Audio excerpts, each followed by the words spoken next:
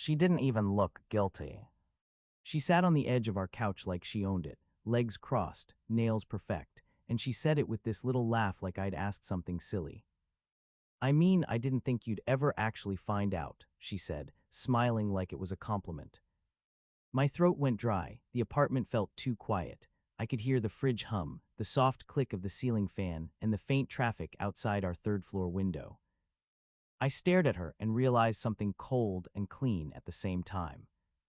It wasn't just that she did it. It was that she thought I was too stable to leave. Hey friends, please like this video and leave a comment with your impressions. This will be a great help. Thank you. We never tire of reminding you, it's all thanks to you. If you'd met us a year ago, you would have said we made sense. I'm Marcus. I'm the kind of guy people call solid, like it's both a compliment and a warning. I'm a building inspector for the city, not glamorous but steady. I spend my days walking through half-finished houses and commercial remodels, checking beams, wiring, fire exits, the stuff nobody notices until it fails. I like systems. I like things that line up. I like being able to sleep at night. My girlfriend was Tessa. Tessa lived like the world was a stage, and she was always one good angle away from a better life. She was a brand partnerships coordinator for a small influencer agency. She wasn't famous, but she was close enough to fame to catch the heat from it. She knew bartenders by name. She knew which rooftops had heaters. She knew what soft launch meant. She talked in screenshots and voice notes. We lived in a mid-sized city where people still say hi in elevators. Columbia, South Carolina, not New York, not LA, just hot summers, college football, and the kind of quiet neighborhoods where couples walk dogs after dinner. Our place was a two-bedroom apartment in an older building with creaky floors and decent light. We picked it because it was 5 minutes from my office and a vibe for her, which meant exposed brick in the living room and a balcony big enough for 2 chairs. We had routines that felt like safety. On Tuesdays, I made chili and we watched trash reality shows. She'd put her feet in my lap and scroll on her phone while half listening, laughing at people she would have called messy while secretly loving the chaos. On weekends, I did laundry early and played old jazz while I folded. She'd wake up late, hair everywhere, and steal a clean hoodie before I could stack it. We had a cheap little espresso machine that always sputtered at first. She hated it but refused to replace it because it's cute. Every morning it made the same angry noise like it was offended we needed caffeine again. We also had a shared email for bills and apartment stuff because it made things easier. Her idea, actually. Shared admin, she called it, a grown-up thing. That's what made this worse. Because it wasn't some random mistake, it wasn't a drunk kiss at a wedding. It was organized. The first crack wasn't a big fight. It was small, like a splinter. A month before everything blew up, we were at a friend's backyard cookout. Our mutual friends, Jordan and Mel, had us over. Jordan manned the grill like it was his purpose in life. Mel kept refilling drinks and telling everyone to sit down before they overheat like toddlers. Tessa looked amazing in a white sundress. She was glowing in that effortless way that made strangers look twice. I was holding 2 plates, trying to keep the potato salad from sliding off, when I saw Tessa across the yard with her phone turned outward, showing something to a guy I didn't recognize. He was tall, tidy beard, nice watch, the kind of guy who doesn't sweat even outside in July. Tessa laughed too hard at something he said. When she noticed me watching, her smile twitched like a curtain pulled a little too fast. She walked over and said, "Babe, this is Reed. He's with one of our clients." Reed shook my hand, firm grip, too practiced. "Nice to meet you," he said, eyes scanning me in a way that felt like appraisal. Later, when I asked how she knew him, she said, "He's around, don't be weird." That was the first time she used that phrase on me. Don't be weird. Like any question from me, was automatically insecurity. I let it go because I didn't want to be the guy who interrogates his girlfriend at a cookout. I didn't want to become a stereotype. But after that, the little things started stacking. She began taking phone calls on the balcony with the door closed, even when the air conditioning was on and it made the room stuffy. She started wearing perfume on random Tuesdays. She started coming home and putting her phone face down, which sounds dumb until you notice it happens every time. One night we were in bed and her phone lit up on the nightstand. I wasn't trying to look. It was just bright in a dark room. The screen showed a name I didn't recognize. R. A message preview flashed. Can't stop thinking about. Then it disappeared. She rolled over fast and grabbed it, too fast for someone who wasn't worried. What's that? I asked, trying to keep my voice normal. She didn't even look at me. She just said, work, and turned her back. I remember lying there, staring at the ceiling, listening to her breathing change as she pretended to fall asleep. The next week, she started talking about space. Not breaking up, not anything direct, just little comments. You're so routine, she said one night as she watched me put leftovers into matching containers. You make it sound like a bad thing, I replied. She shrugged. It's not bad, it's just predictable. Predictable, like stability, was a flavor she got bored of. Then came the small but-off scene that I still replay. It was a Thursday. I got home early because a site visit got canceled. The building's water was shut off, so they couldn't do inspections. I walked in and smelled fresh bread. Tessa never baked. She didn't even like flour because it gets everywhere. But there she was in the kitchen, hair up, wearing an apron she'd bought for a girls' night pasta idea that never happened. On the counter was a cutting board with fancy cheese and grapes. And 2 wine glasses. Not ones. 2. She froze when she saw me, just for a second. Then she smiled too brightly. Oh my God, you're home early. Yeah, I said, looking at the glasses. What's all this? She laughed like I was adorable. It's for us. I wanted to do something nice. You set up 2 glasses for us, I said. She waved her hand. Marcus, relax, I was just staging it, for a photo, for a client idea. A client idea. In our kitchen. With wine poured. It didn't make sense, but she said it so casually, like I was slow for not getting it, and I felt myself shrink back into the role she'd been assigning me. The guy who overthinks. I washed my hands, sat down, and tried to act normal. But I watched her that night like I hadn't watched her in years. And once you start watching, you notice things you used to call love. Her smile that used to feel like warmth started feeling like strategy. A few days later, on a Monday morning, the discovery happened by accident. I was at my desk at work. My coworker Eli had leaned over and said, "Hey, the city server's acting up again. You got that login for the permit portal?" I did, but it was saved in our shared email because we used it for lease documents and bills and random admin stuff. It was easier than digging through old notes. So I opened the shared inbox. There were the usual things: utility confirmations, a dentist reminder she'd forwarded, a coupon from a furniture store. Then I saw an email with a subject line that didn't belong. Your reservation is confirmed. It was from a boutique hotel in Charleston. I clicked it before I even decided to. The email loaded slowly, like my computer wanted to spare me. Reservation 2 nights, room king suite, guests 2, check-in Friday, name Tessa H. And then the part that made my stomach drop even further. Special request, late checkout. I sat there staring at the screen, waiting for some other explanation to appear, like maybe it was spam or a mistake. But it wasn't just one email. There was another beneath it. Dinner reservation confirmed. A restaurant in Charleston, one of those places with candlelight and long waitlists. Reservation for 2, Friday night, 8:30 p.m. Under the same name. Then my eyes caught the payment confirmation. It wasn't just Tessa's name. It was Reed's credit card on file. I didn't need to hack anything. I didn't need to guess passwords. It was right there because she'd used our shared email as the contact address. Because she didn't think I looked. I felt something in me go very still. No shaking, no panic. Just a clear, quiet click like a lock turning.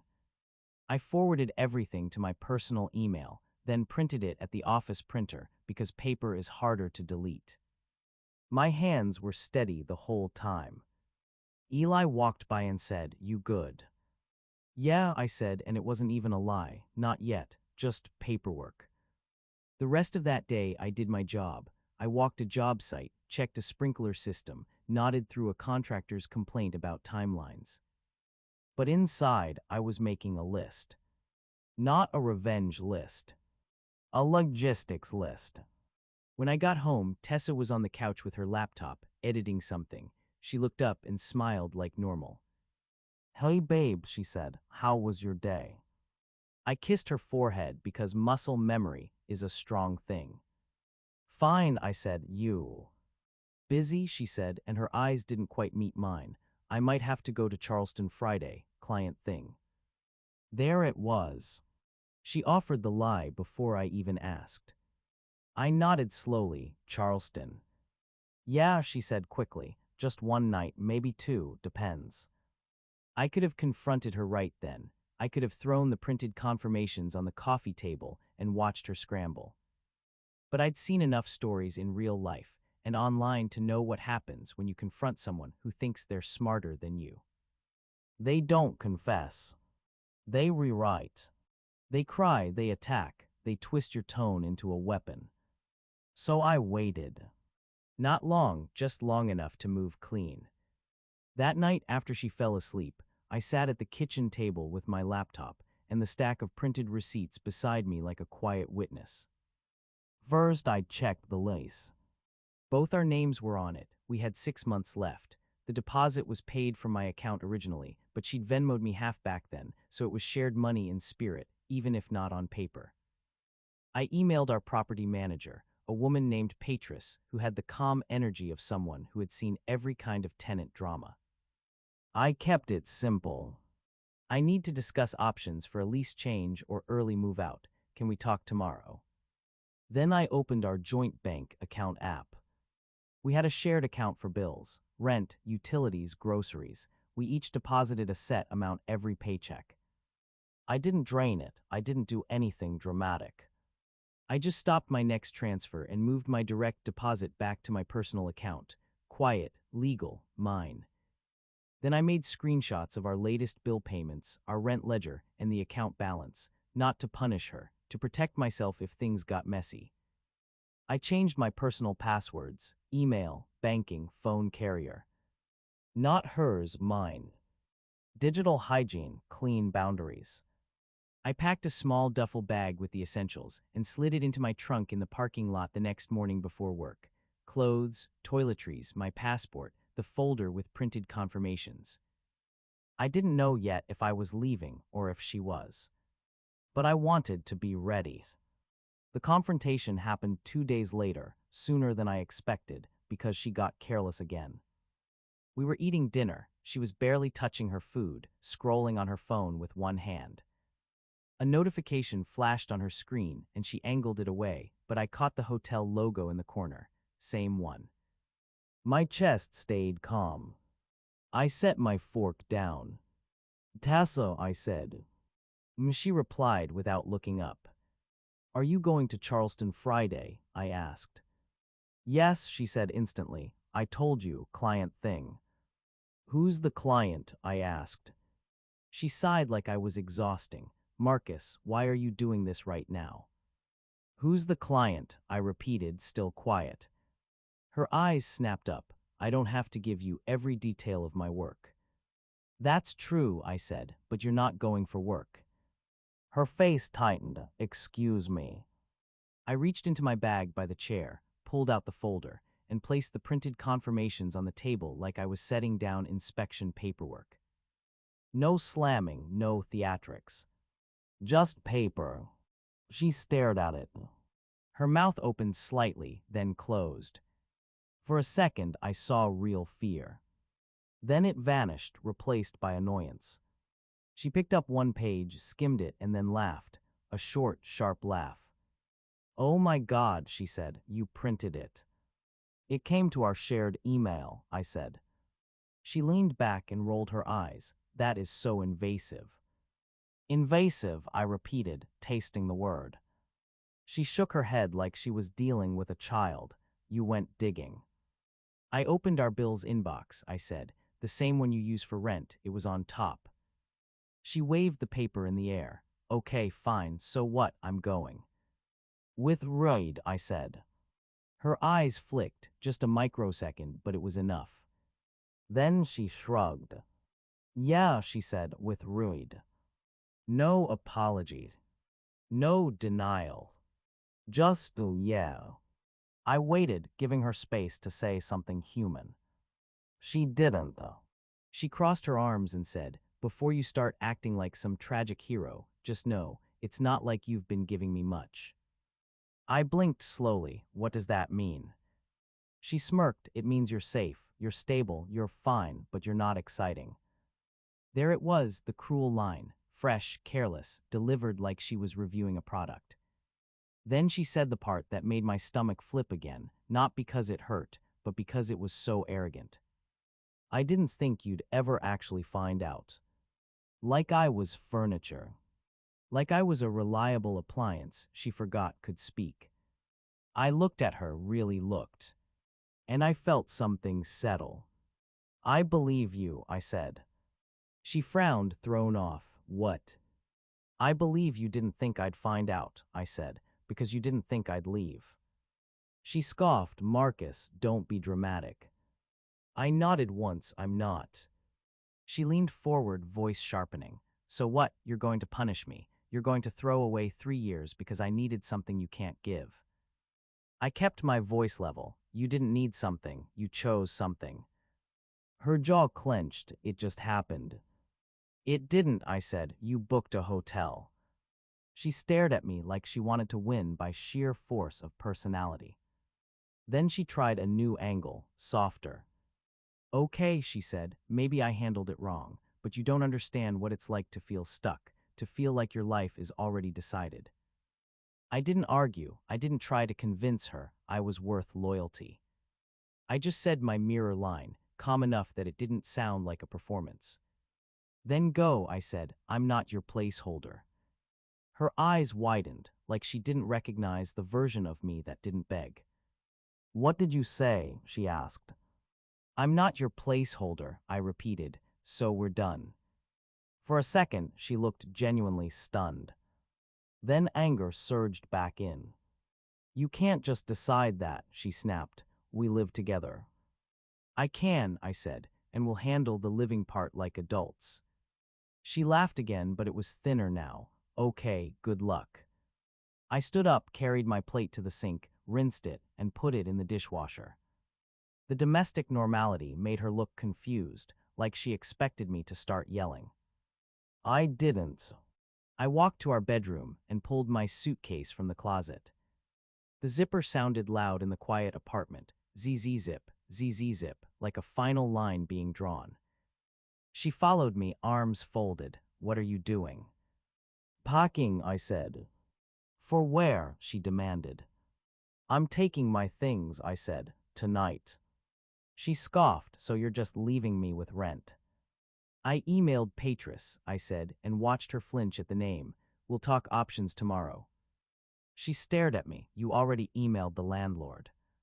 I did one thing, I said, still calm. I started fixing the part that affects me. Her eyes went wide. You're unbelievable. I folded my shirt slowly, not to show off, because speed makes mistakes. I packed my documents, my laptop, my tools, the framed photo of my dad that sat on my dresser. Tessa hovered behind me like a storm. You're really doing this, she said, like it was a revelation. Yes, I said. She tried one more tactic, the tear tactic. Her voice cracked. Marcus, please don't do this. We can talk. We can go to therapy. Therapy is for couples who want to stop hurting each other, I said. You're still explaining why it was my fault. She wiped at her eyes with the back of her hand, annoyed at her own tears. I didn't say it was your fault, she whispered. You said I was safe, I said, like that's a reason to betray me. Silence. Then her phone buzzed again. She glanced down automatically. I didn't need to see the screen to know who it was. That was the moment my anger finally appeared, but it came out as clarity, not volume. I set my last folded hoodie into the suitcase and zipped it shut. The sound felt like a door locking. I wrote a note on a sticky pad from the kitchen drawer. 4 words. Not your placeholder anymore. I stuck it on the counter next to the espresso machine, right where she'd stand in the morning and pretend everything was fine. Then I grabbed my keys. She followed me to the door. "You're seriously leaving?" she asked, voice shaking again. I paused with my hand on the knob. "I'm not leaving," I said. "I'm exiting." She stared at me like she hated that sentence. I walked out. The hallway smelled like someone's curry and detergent. The floorboards creaked under my suitcase wheels, normal life noises. Downstairs, the night air was thick and warm. My car was parked under the streetlight. I put the suitcase in the trunk and sat behind the wheel for a moment with my hands resting on it, just breathing. My phone lit up. A text from Tessa. "You're being insane." Then another. "Read is nothing." Then another. "Can we please talk like adults?" I didn't reply. Because adults don't book hotels behind your back and then call you invasive for seeing the email. The next day, Patris called me during lunch. Her voice was firm but kind. "Marcus, I got your email. You sound like you're dealing with something unpleasant." "That's one way to put it," I said. She didn't pry, she just explained the options. We could do a lease change if one person qualified alone. There would be a small admin fee. The other person would sign a release. The deposit would be handled between tenants privately. The complex doesn't split deposits mid-lease. Or we could both end the lease early with a fee equal to 1 month's rent, plus notice, but that would hit both of us. "I can qualify alone," I said. "I'd prefer to stay, it's close to work." "Then we need her to sign a release," Petra said. "I'll send the forms." "Thank you," I said. After work, I met Jordan and Mel at a coffee shop. They'd texted me separately, both of them. "Jordan, you okay? Tessa said you freaked out." "Mel, call me when you can. Something's off." I didn't want to drag friends into it, but I also didn't want Tessa controlling the story. So I brought the printed confirmations in the same folder, like boring truth. We sat down. Jordan looked stressed. Mel looked angry already, like she could sense it. Jordan started. "Tessa said you found some email, and you're accusing her of cheating." I slid the confirmations across the table. Mel picked them up first, scanned, and her face hardened. Jordan lined in, read, and went quiet. "That's Charleston," Jordan muttered. "Yes," I said. "Hotel and dinner, paid with Reed's card, sent to our shared email." Mel's eyes flashed. "She used your shared inbox." "Yeah," I said. "I didn't hack anything. It was there." Jordan exhaled slowly. "Man, I didn't know." "I'm not asking you to pick sides," I said. "I'm just not going to be the villain in her version." Mel set the papers down carefully. "You won't be." Jordan rubbed his forehead. "What are you doing?"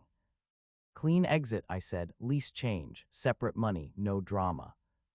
Mel nodded once. "That's the most you thing I've ever heard." That night, I stayed at my brother's place. My brother's name is Andre. He didn't ask a million questions. He just handed me a beer, cleared a spot on the couch, and said, "You can be quiet here."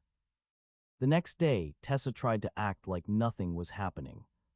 She texted me like we were negotiating a brunch reservation. "We need to talk about rent." I replied with one factual message. "Patris will email lease release form. If you want out, sign it. If not, we can discuss early termination." No emojis, no anger. 10 minutes later, my phone rang. Her name on the screen. I let it ring out. Then the flying monkeys started. First was her cousin, Serena, who I'd met maybe twice at holidays. She called me out of nowhere. I didn't answer. She left a voicemail. "Marcus, Tessa is crying. You can't just abandon her. She said you're being cold. Call her back." Second was Reed himself. His number appeared with no name, but I recognized the area code from Charleston and the confidence of the timing. He texted me. Hey man, this got out of hand. Tessa's really upset. Can we talk? I stared at it for a moment. Then I did the one response I planned to do just once to shut down the circus. I sent Reed a screenshot of the hotel confirmation with his card listed and wrote, "Do not contact me again." That was it. No threat, no drama, a boundary and a receipt. He didn't reply. Tessa did. Why would you send that to him? You're trying to embarrass me. I didn't respond. Because she still thought the problem was embarrassment, not betrayal. Over the next week, I handled the reset like a project. I opened a separate utilities account in my name. I scheduled the transfer dates. I removed my payment method from any shared subscriptions. I changed the Wi-Fi password and gave it to Patris so maintenance could access if needed, and to Tessa only through email, not text, so there was a record. Not petty, just clean. I did a walkthrough of my stuff. I took photos of the apartment condition, floors, walls, appliances, not because I wanted a battle, but because I didn't trust the future version of her story. Tessa came by twice when I wasn't there to get some things. I knew because my neighbor, Mrs. Dorsey, told me in the hallway like she was reporting local news. "Honey, that pretty girl was carrying bags again," she said. She didn't look happy. "Thanks, Mrs. Dorsey," I said and meant it. Patris emailed the lace release forms. Tessa stalled. She kept saying she needed time. Time for what? For Reed to decide if she was worth it, for me to soften. I didn't chase. I stayed at Andre's for 2 weeks. I kept going to work. I went to the gym in the evenings because it gave my body something to do besides sit in shock. At the end of those 2 weeks, I got a text from Tessa that was different. Not angry. Not manipulative. Jord. Fine, I'll sign. She signed the next day. Patris confirmed the lease would move into my name, only starting the 1st of the next month.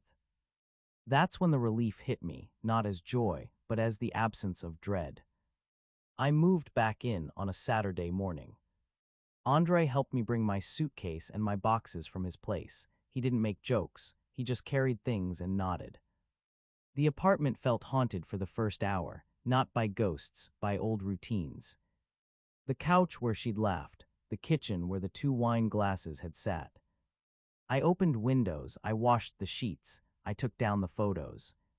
I didn't destroy anything, I just removed her from the background of my life. The note I'd left was gone, of course, but I didn't need it anymore. A month passed. Then 2. Life didn't become magical, it became steady again. I got into a rhythm. Work, gym, dinner, sleep. I signed up for a night class at the community college, construction estimating. It wasn't romantic, it was useful, and sitting in a classroom with people who didn't know my story felt like being a person again, not a wound. Eli noticed the change first. One afternoon he said, "You've been quieter, but like calmer, you good." "I'm better," I said. And I was. The time skip wasn't a montage of success. It was a collection of small, boring wins. I stopped checking my phone every 10 seconds. I stopped imagining her laughing at me. I stopped replaying the moment she said she didn't think I'd find out. 3 months later, I got a raise. Nothing huge, just enough to feel like the world was still moving forward. I bought a better espresso machine, not fancy, just one that didn't sputter like it hated me. One night, I was making coffee in my quiet kitchen, and I realized I hadn't thought about Reed all day. That's when you know you're free. Then, like life loves irony, she reached out. It was a Saturday evening. My phone buzzed with her name. A call. I watched it ring. I almost didn't answer. But curiosity is a human flaw. So I did. "Tessa," I said. Her voice sounded small, different. "Hi," she whispered. I didn't think you'd pick up." "I'm here," I said, neutral. There was a pause, then a shaky breath. I messed up, she said. I know that now. I didn't react. I didn't give her the gift of immediate forgiveness or anger. She rushed on. I've been in therapy, she said. I'm not saying that to manipulate you. I'm saying it because I finally understand why I do what I do. I leaned against the counter, looking at my clean kitchen, the new machine, the quiet. I'm glad you're getting help, I said. Another pause. I miss you, she said. I miss our life. I miss how safe it felt. Safe. The same word, now wrapped in regret instead of contempt. She swallowed. He wasn't real. It was all surface, and when it got complicated, he disappeared. I didn't feel satisfaction. I felt confirmation. She continued, voice breaking. I want to talk. Maybe we can start over, even as friends. I don't know, I just can't stand how this ended. I let the silence sit long enough that she had to hear her own words. Then I said the boundary she needed to hear, the one that didn't insult her, but also didn't leave a door cracked open. Tessa, I said, I'm not angry anymore. She breathed out like she thought that meant hope. But I'm not available, I continued. You made a choice, and I built a new life around that reality. She whispered, Marcus. I kept my voice calm. You told me you didn't think I'd ever find out, I said, and you were right about one thing. You didn't see me. You saw what I provided. She started to cry, soft, embarrassed.